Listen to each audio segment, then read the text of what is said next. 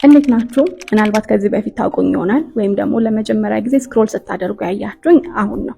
ለማንኛውም ቤት ይባላለሁ። የሶስት ወንድ ልጆች እናት ነኝ። የተወሰነ ጊዜ ሙሉ ትኩረቴ ቤት ውስጥ ልጆቼን በማሳደግ እና ትንሽ ደግሞ ከፍ ካሉልኝ በኋላ ራስን በድጋሚ መተዋወቅ ሂደት። ፕሌሊስቱን ካያችሁት ማም ኤራ ኤንድ ቢዮንድ ይባላል። በዚህ ፕሌሊስት ውስጥ መስራት ያሰብኩት ነገር ምንድነው? በሂደት የገነቡኝን ነገሮች፣ የተማርኩባቸውን፣ የታገልኩባቸውን ነገሮች ሼር አደርጋችኋለሁ። በተመሳሳይ መንገድ እያለፋችሁ ላላችሁና እናት ኮንኩኝ በኋላ ራሴን አጣሁት ለምትሉ ለብዙዎቻችሁ ይሄ የኔ ጉዞ ይጠቅማችኋል ብዬ አስባለሁ። ሰብሰብ ብለን እየተመካከርን አይዲያ ሼር እየተደራረግን የምንደጋገፍበት ምንድነው ቻናል ብሎ የሚባለው ቤት አይሆንም ብዬ አስቤ ነው ይሄንን ፕሌሊስት ለመጀመሪያ ያሰብኩት።